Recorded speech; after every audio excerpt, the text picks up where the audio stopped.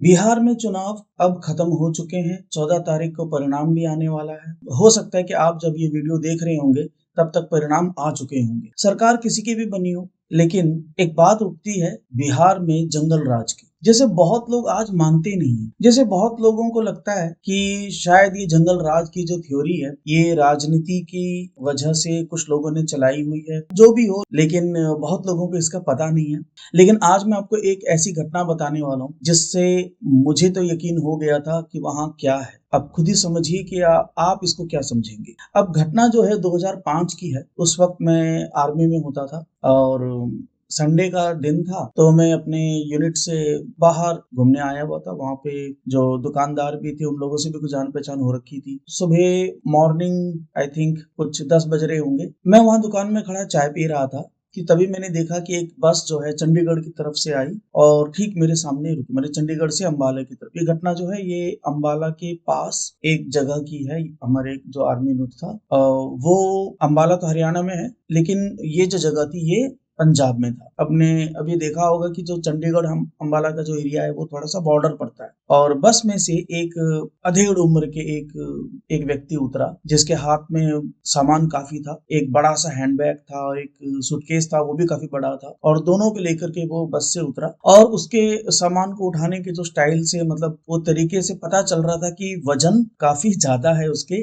Bags और वो suitcase का, उसके सामान का। तो थोड़ी देर में वो बस चली गई और बस के जाने के बाद जो है वो व्यक्ति जो है वो थोड़ा सा मतलब कंफ्यूज्ड सा इधर उधर थोड़ा देख रहा, फिर किसी के साथ फोन पे बात कर रहा था, शायद किसी को घर पे कर रहा था मदद के लिए। तो वहीं पास में दुकान के पास में चाय पी रहा था, तो मेरे को उसने देखा तो उसने एक स्माइल दिया। फिर उसने मेरे से पूछा कि आप मतलब इसी यूनिट में काम करते हैं? तो मतलब देखो उसने पहचान लिया कि हाँ ये भी एक फौजी है। तो बोलते एक वाइब्स होती है, फौजी फौजी को पहचान ही लेता है। तो मैंने भी पूछा कि हाँ, और आप कहाँ से हैं? तो उसने कहा कि वो जो है लेह में, लद्दाख में तैनात हैं और अभी जो है छुट्टी आया हुआ है अपने घर पे। तो समझ गया मैं। तो जो है सरकारी फ्लाइट से आए थे वो और चंडीगढ़ में लैंड किया था, वहां से कोई बस पकड़ के वो यहाँ आए थे।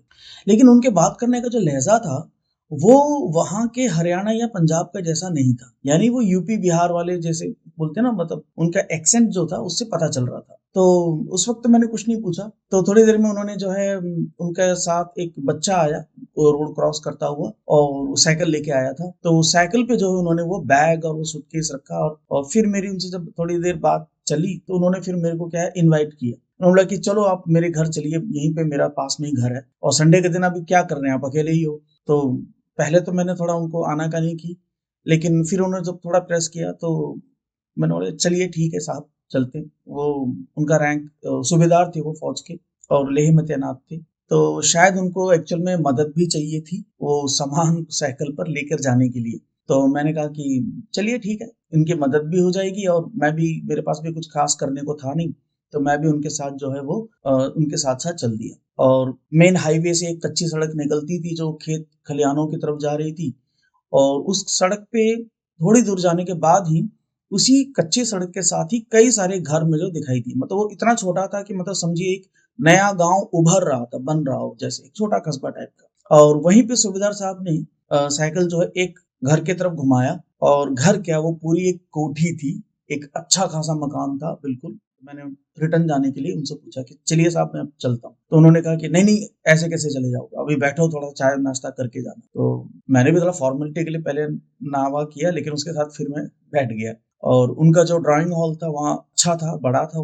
कमरा उन्होंने काफी अच्छा सजाया हुआ था, सोफा वगैरह था उस समय। अभी उस समय की बात है ये, ओके, ये 2005 की घटना है। तो उस समय के हिसाब से जो है ये काफी एक अच्छा घर था उनका, लेकिन थोड़ा मेसी था। शायद बच्चों ने जो है वो बैग बस्ता, उनकी किताब पेंसिल सब फैले हुए थे और उन्होंने भी एक्सपेक्ट नहीं किया होगा कि इस टाइम में कोई गेस्ट आएगा। तो चलिए मैं उधर थोड़ी देर बैठा रहा। तो उसके बाद उनकी जो वाइफ थी वो भी थोड़ा नमस्ते नमस्ते बात बात करने का तो किचन में चली गई और फिर वहां बैठ करके इधर उधर की बातें स्टार्ट हुई। तो मेरे दिल में एक बात जो चल रही थी वो मैंने उनसे पूछा, क्योंकि अब मेरे को समझ में आ चुका था कि ये बिहार से ही, क्योंकि उनके घर में जो बच्चे बात कर रहे थे, उनके वाइफ जो बात कर रही, तो मैंने भाषा पकड़ ली, वो भोजपुरी में बात कर रहे थे। तो मैंने फिर साहब से पूछा कि साहब आप रहने वाले कहाँ के हैं? तो उन्होंने बोला हम भाई बिहार के हैं। तो मैंने कहा कि सर आप बिहार के हैं तो यहाँ पंजाब में कैसे इन्होंने घर वर मतलब यहाँ क्यों बना लिए? तो बोले कि हाँ, अभी मेरे रिटायरमेंट का टाइम आ गया है वैसे, और घर तो कहीं न कहीं बनाना था मेरे को,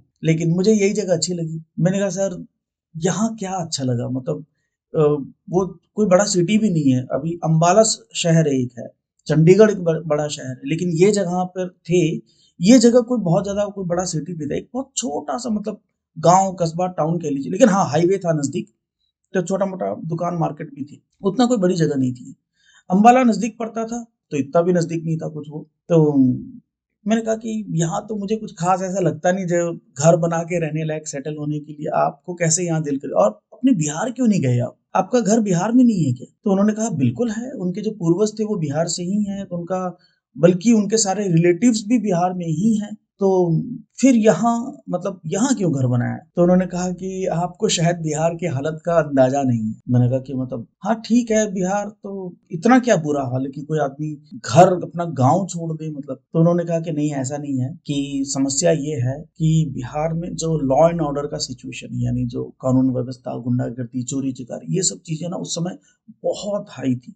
हालांकि 2005 में उस समय की बात बता रहा हूँ जिस समय लालू यादव की सरकार नहीं थी, उस समय शायद चेंज हो चुका था, नीतीश जी आ चुके थे, लेकिन उस समय जस्ट ही हुआ था, ये उसी टाइम की बात है, उससे पहले तक जो है ऐसा ही था, और उस वक्त भी शायद बहुत ज्यादा हालत कुछ सुधरी नहीं थी, अभी तो काफी ठीक हो गया बिहार, अब तो वैसा नहीं है पहले जैसा। ये भी मैं ज्यादा बिहार में कभी गया नहीं और रहा नहीं हूँ लंबे समय तक, बहुत कम है मेरा बिहार में आना जाना, लेकिन मेरे जो मित्र हैं, मेरे आर्मी में जो मेरे दोस्त लोग जो बिहार से थे, वो लोग बताते हैं, तो उनके हिसाब से अभी तो बहुत चेंज है, लेकिन पहले ऐसा नहीं था। और वो साहब ने जो चीजें बताई वो सुन करके मैं बहुत दंग रहे। उन्होंने कहा कि वहां जब वो रिटायर होके जाएंगे तो वहां आस पड़ोस गांव कस्बा लोगों को ये बात पहले से पता होगी कि ये सूबेदार साहब आर्मी से रिटायर होके आ रहे हैं, मतलब इनके पास काफी माल होगा। रिटायरमेंट के बाद फौजी आदमी को जो उनका पूरा सेविंग्स पैसा, ग्रेचुटी वगैरह, फंड वगैरह का जो सारा पैसा मिलता है, तो सबको पता होता है कि फौजी आदमी रिटायर होके आया मतलब इसके पास काफी पैसा हो, और यही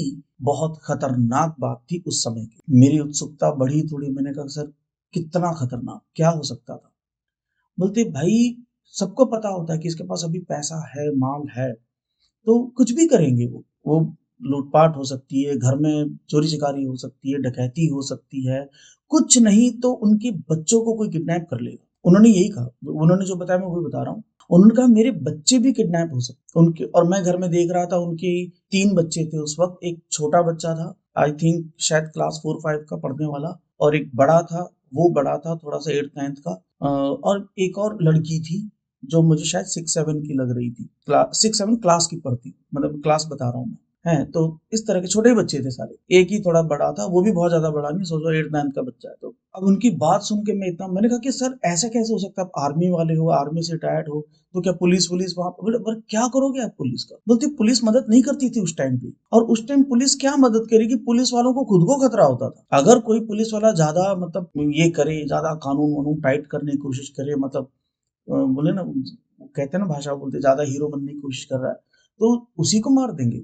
अब मतलब जो उन्होंने कहा वो बात बता रहा हूँ मैं, ये उस समय की बात है 2005 की, अभी क्या मुझे नहीं पता।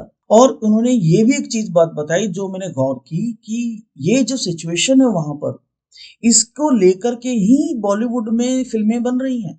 आपने देखा होगा बिहार बिहार में गुंडागर्दी के ऊपर आपने कई फिल्में, धारावाहिक, वेब सीरीज आज भी बनती है, वो ये उसी टाइम की चीजें हैं, और उस समय ऐसा सब कुछ होता था, मतलब किडनैपिंग, एक्सटॉर्शन, मर्डर वगैरह, मतलब छोटी छोटी चीजों, कम पैसों के लिए भी छोटा मोटा ये चल, और वहाँ गैंगबाजी होती थी, और किसी को आप कुछ एक्शन के लिए बात करें तो एक्शन पुलिस क्या लेगी, क्योंकि वो पहले से ही पॉलिटिकल उनका कोई कनेक्शन है, तो वो गुंडा कोई छोटा गुंडा है, वो किसी बड़े के गैंग में है, उस बड़े का कुछ बड़े से हाथ में है, और वो बड़े का भाई किसी बड़े पॉलिटिशियन के साथ है, मतलब ऐसा कुछ एक पूरा चेन और एक सिस्टम है। वो सूबेदार साहब अपने गांव नहीं लौटे, वो अपने घर नहीं गए, उन्होंने वहां पंजाब में अपना घर बना लिया, सेटल हो गए वो। उनकी कोठी देख के साफ पता चलता था वो कभी शायद जाएंगे ही नहीं, या कभी जाएंगे भी तो किसी रिलेटिव से मिलने जाएंगे, लेकिन वो पूरा सेटल हो चुके थे, और इतनी बड़ी कोठी थी, उतना बड़ा मकान था उनका, उस समय उन्होंने सेविंग्स से अपनी बना ली थी। तो ये सब सिचुएशन देख करके समझ में आता है कि गुंडा राज या जो जंगल राज बोलते हैं वो क्या है। ये बिहार का वो जंगल राज था जब एक सैनिक, एक रिटायर्ड फौजी भी रिटायर होकर के घर जाने से डरता था और कईयों के साथ घटनाएं घटती थी। सबके साथ होता था, मैं ये नहीं कह सकता, मैं कोई चीज का दावा नहीं करता हूँ, लेकिन ये वो समय था और ऐसी वो हालत थी। तो जंगल राज कोई झूठ, कोई मिथ्या नहीं है। एक समय था बिहार में, जो बिहार के पुराने लोग हैं वो जानते हैं वहां पे उन्होंने क्या क्या झेला है। और मैं तो ये कहूंगा कि अभी भी, चाहे वो उत्तर प्रदेश हो चाहे बिहार हो, मैं कहता हूँ पूरे भारत का ही कानून व्यवस्था में तो सुधार, कई गुंजाइशें बाकी हैं, हर जगह सुधार की जरूरत है। और देश में ना एक चीज हो जाए तो मुझे लगता है कि कानून व्यवस्था में सबसे बड़ा सुधार हो जाए कि जितनी भी स्टेट पुलिस हैं उनको सेंटर के अंडर कर दिया जाए, क्योंकि स्टेट में ना राजनीति के अंडर में पुलिस वाले भी थोड़ा दब जाते हैं। अगर सेंटर में होंगे और उनका कोई मतलब समझिए कि कोई है ही नहीं, अभी जैसे केजरीवाल क्यों परेशान था, क्योंकि पुलिस उसके हाथों में थी ही नहीं। खैर, और राजनीति की और कोई बात नहीं करनी है, लेकिन मैं यही बताना, अपना अपना एक अनुभव बताना चाहता था कि ऐसा एक समय था और बिहार का जंगल राज हमें याद है। मैंने अपने दोस्तों से, मित्रों से बहुत सुनता था और सूबेदार साहब को जब देखा और उन्होंने जो चीजें बताई, उन्होंने और भी बहुत चीजें बताई, मैं और एक्सप्लेन नहीं करूंगा यहाँ पे। तो ये चीजें थी और ये एक सच है। लेकिन अभी एक अच्छा समय चल रहा है, बहुत चीजें सुधार हो रही हैं, भारत में हर चीज बदल रहा है और हर चीज मुझे तो सब पॉजिटिव दिख रहा है। तो भगवान से हम प्रार्थना करेंगे कि आगे और सुधार आए, जो भी सरकार आई हो बिहार के लिए अच्छा करे, कानून व्यवस्था अच्छा करे, वहाँ के लोगों के लिए रोजगार हो। हम तो चाहते हैं कि पूरे देश में सब अच्छा ही हो। एक पॉजिटिव सोच के साथ ये वीडियो इतना ही, अगली वीडियो में फिर मिलती। धन्यवाद।